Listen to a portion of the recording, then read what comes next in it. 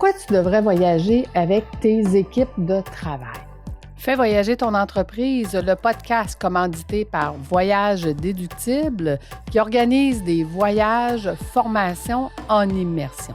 Si tu aimes le podcast, je t'invite à le partager et à le commenter sur ma chaîne YouTube du podcast Fais voyager ton entreprise. Merci de faire partie de mon univers et c'est parti.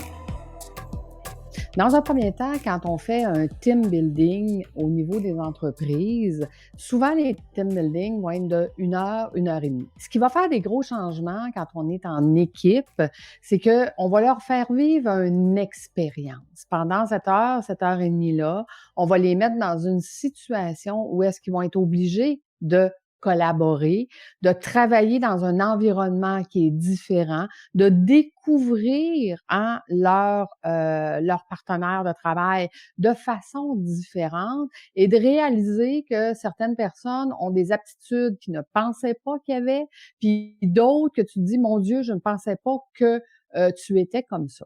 Donc, quand on sort nos équipes de leur zone de confort, quand on les amène dans un autre environnement et qu'on leur donne un travail d'équipe à faire, ben en immersion, ils réalisent à quel point on peut être différent. Mais aujourd'hui, qu'est-ce qui amène une entreprise à avoir des équipes encore plus performantes? En fait, la majorité des entrepreneurs se posent la question, comment je fais pour garder mes employés? Comment je fais pour recruter et que ça soit plus facile pour mes employés d'être chez moi? Qu'est-ce qui crée cet environnement-là? C'est le contact humain. Quand on a des affinités avec les gens avec qui on travaille, quand on a des affinités d'équipe, quand on a des affinités personnelles, pourquoi qu'on dit que c'est tellement important quand on a un nouvel employé, l'intégration, hein? Au début, là, dans les premières semaines, là, tu es en mode, ce qu'on appelle, là, on fait... on veut les séduire. On est dans la petite séduction parce que un nouvel employé va décider très rapidement, en 2 ou 3 semaines, s'il va rester chez toi ou pas. Et qu'est-ce qui va faire la différence? S'il va rester chez toi ou pas? Ben, ça va être, est-ce qu'il a réussi à se trouver une appartenance? Est-ce qu'il sent qu'il appartient à un groupe? Est-ce que son maillon de la chaîne, dans toute la chaîne de production, son maillon à lui est important? Puis est-ce qu'il fait une différence entre le prospect et le client dans le travail que lui a à faire? Il veut se sentir valorisé.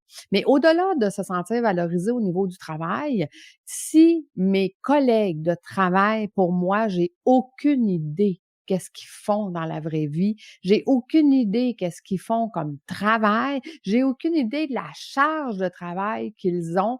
Je m'imagine des choses. Et s'imaginer des choses, ça veut pas nécessairement dire que c'est les vraies choses. Donc, ça veut dire, et je te donne un exemple. Si moi, je pense que la réceptionniste, elle n'est pas si occupée que ça dans une journée parce qu'on n'a pas tant de téléphone que ça dans une journée, ben peut-être que pour moi, dans ma tête, je travaille beaucoup plus fort qu'elle. Et si, pour une journée, je me rends compte que, mais mon Dieu, elle est donc bien efficace, puis mon Dieu, elle en fait donc bien des affaires en travaillant avec moi, puis mon Dieu, qu'elle m'amène beaucoup plus loin dans ce que j'ai à faire, de comment je le fais, bien peut-être que je vais regarder son travail d'une autre façon. Je vais dire, elle l'a pas développé nulle part, ces capacités-là. Elle a ces capacités-là probablement parce qu'elle les utilise tous les jours dans son travail.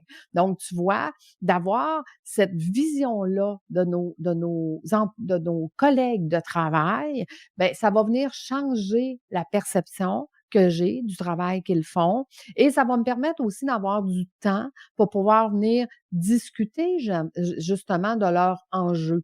Tu sais, un coach qui accompagne les équipes en team building voyage, ben ce qu'il va faire, c'est qu'il y aura plusieurs capsules d'immersion. Il y aura plusieurs travaux pour venir justement découvrir nos collègues de travail dans une autre façon, dans un autre horizon, venir respecter ces gens-là pour « Ah, mon Dieu! Ah oui, ben t'aimes ça toi aussi? Ben écoute, on n'a jamais pris le temps de jaser de ça parce que quand on rentre au travail, on ne jase pas nécessairement de nos vies. » Et ces liens-là, quand on va se créer des liens, et un sentiment d'appartenance, on va vouloir rester où est-ce qu'on est parce qu'on va se sentir bien.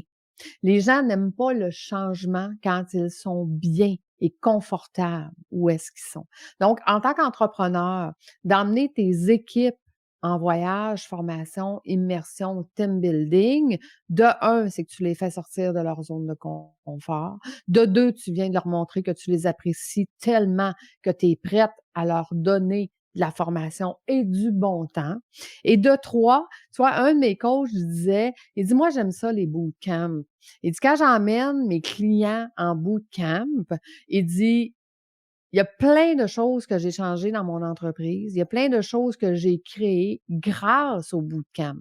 Grâce au fait que, tu sais, en détendu, après 3-4 jours, sur le bord de la piscine, mes clients sont beaucoup plus ouverts à me parler, comme tes employés pourraient être beaucoup plus ouverts à te parler et te dire, tu sais, là, ça fait longtemps que ça marche pas puis que je voulais te le dire, mais on n'a jamais trouvé le moment, hein, pour pouvoir te le dire. J'ai jamais trouvé le bon moment pour arriver à te dire, finalement, tu sais, c'est ça, là, faudrait peut-être vraiment penser à faire quelque chose parce que ça n'a pas de bon sens comment ça fonctionne. Donc, d'avoir cet environnement-là sécurisant, qui apprennent à te connaître d'une autre façon. Tu sais, un voyage, formation, immersion, team building, ce n'est pas pour aller se saouler la gueule. Ce n'est pas pour aller, c'est pas pour aller faire le party. Oui, il peut y avoir une dernière soirée où est-ce qu'on va faire un bal en blanc puis que tout le monde va s'amuser. C'est important qu'on ait ça aussi dans un environnement contrôlé. Où est-ce qu'on dit ce soir-là est fait pour ça. Mais le reste de la semaine, si l'objectif est d'amener ton équipe à être une équipe beaucoup plus soudée et à avoir une entreprise beaucoup plus performante grâce à tes équipes, puis d'avoir des équipes qui ont plus besoin de toi parce qu'ils vont enfin avoir une équipe, à ce moment-là, je t'invite à réfléchir à cette option-là. Parce que cette option-là va amener ton entreprise vraiment à un autre niveau, va amener tes équipes à travailler ensemble sans toi, puis va amener tes équipes à pouvoir te parler dans un autre aspect, dans un décor ou un environnement plus sécurisant que de te pogner en deux rendez-vous, tu sais, la queue de veau que tu es quand tu es au travail, c'est pas quand tu es une queue de veau que c'est le temps que c'est le temps de te parler. Fait que je te parle jamais finalement parce que tu es toujours débordé, tu es toujours occupé, tu es toujours fait que l'environnement est jamais bon pour arriver à avoir ce qu'on veut obtenir de nos employés, un feedback. Parce que quand on a le feedback, c'est comme ça qu'on peut améliorer notre entreprise, qu'on peut améliorer nos équipes, qui peuvent devenir autonomes parce qu'ils vont apprendre à travailler ensemble, que toi, tu vas pouvoir mieux déléguer à ces équipes-là et que toi, tu vas pouvoir enfin, comme je dis toujours, partir de PDG débordé à président libre. Qu'est-ce que tu en penses? Moi, tes commentaires sur ma chaîne YouTube de Fais voyager ton entreprise. Je suis vraiment intéressée à venir discuter avec toi et je te propose, si tu veux qu'on en discute un peu plus, qu'est-ce qui serait possible pour tes équipes, prends un rendez-vous avec moi, un rendez-vous découverte et ensemble, on regardera comment on peut amener tes équipes. Est-ce qu'on peut faire un voyage d'une journée dans la province où tu vis? Oui. Est-ce qu'on peut faire 3 jours ici ou ailleurs? Oui. Est-ce qu'on peut y aller avec des coachs qui sont spécialisés dans le développement des équipes? Absolument. Donc, il appartient à toi de voir comment peut-on explorer cette avenue-là pour que tu apprennes à mieux déléguer et faire mieux travailler tes équipes ensemble. À bientôt tout le monde. Nous, on se voit la semaine prochaine.